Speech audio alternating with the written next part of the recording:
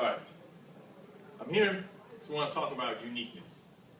And one of the things I want to bring to you is that we're all unique learners.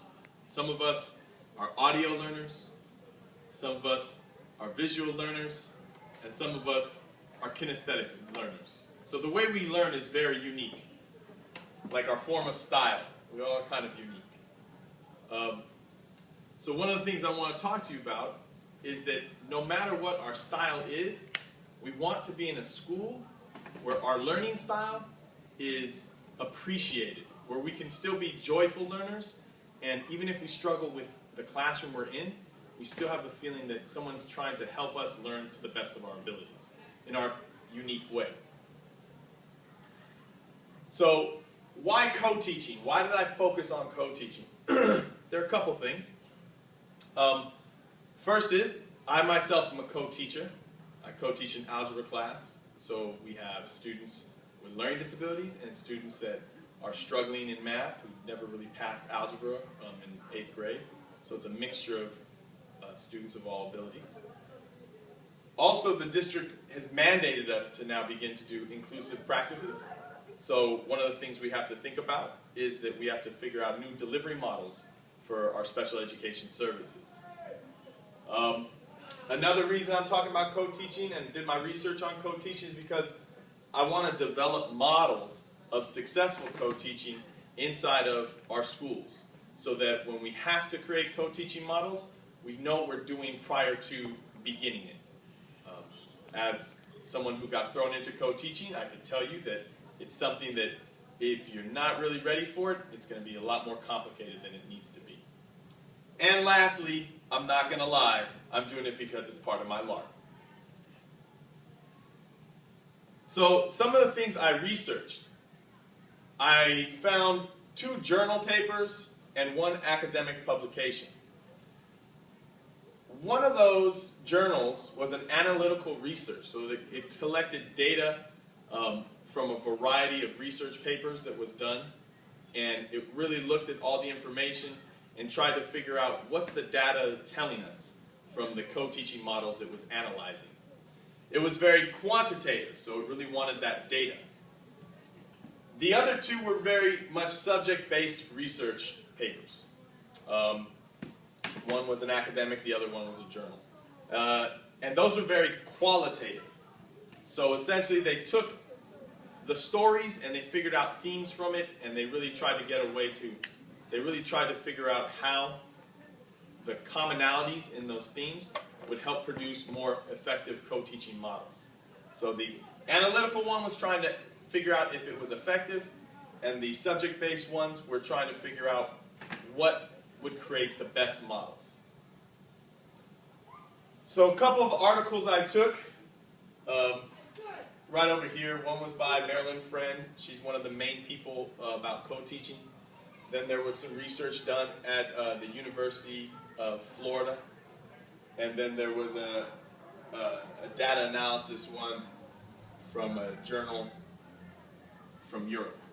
And one of the things I found out was this was probably the strongest article that had research base to it, because in order to get published, it had to use a double-blind research method, which means that it had to be, the author had to have their name taken out, and they had to present it to their peers, who then had to review it and decide whether or not it was a journal entry that had sound and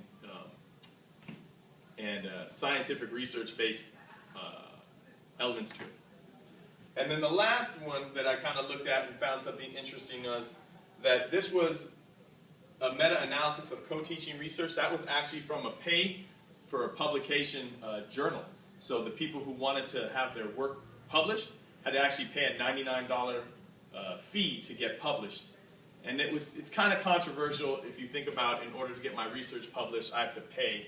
So there was a little bit of, I gave more respect to this article than I did this meta-analysis, just based on who did the research and how it was published. So let me give you some background right now.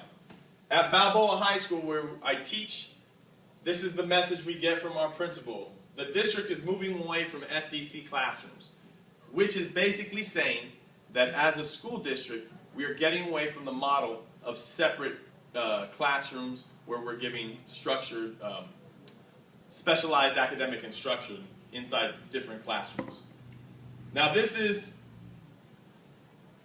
the new method, right? Co-teaching has a tremendous potential as a strategy for improving the achievement of diverse learners. Now, I want to go to that word potential. Marilyn Friend really brings that up in her work. The potential from co-teaching is very, very strong. Co-teaching offers us the ability to have two teachers working with students of different skill levels.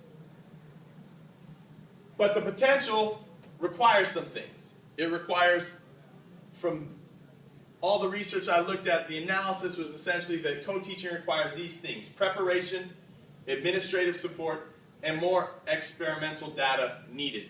So in order to make more sound reasons and more sound conclusions, we need more experimental data. Under preparation, co-teaching should be more of a functional marriage. You don't want to be in an arranged marriage. You want these people to want to work with each other.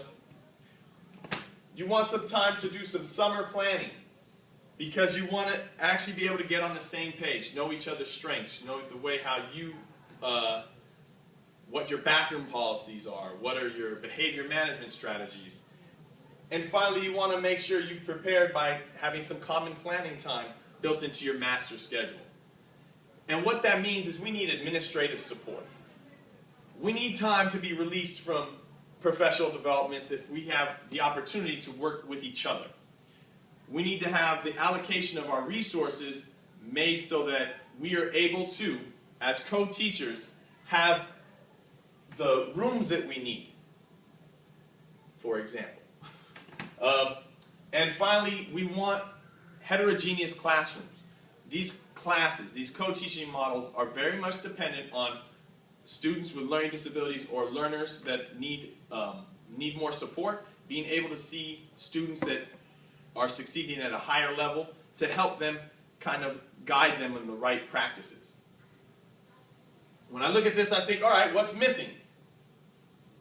Well, we need more experimental data. We need to collect more information that basically tells us which is the most effective practices, and if co-teaching is really effective. Some of the things that were brought up in the article was that authors leave out some of the vital information on measures. So, for example, what disabilities are inside that classroom. Authors interviewed successful co-teachers, so that brought up the question of bias. And then behavior and grades were mentioned as changing, but those were really qualitative observations, not quantitative.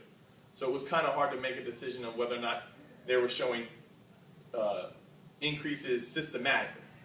All right? So what are some of the recommendations that I have? Well, you need to articulate a common vision, because we want commitment from everyone in the staff. You need to be able to identify incentives, because you want people to have a willingness to get engaged in this. You also want staff to have access to the skills they need. So if I'm going to be a co-teacher, I need to see what opportunities are out there, what types of co-teaching exist. I also want us to be able to identify and allocate the resources, which means I need to be able to know that our needs as co-teachers are going to actually have things associated with it.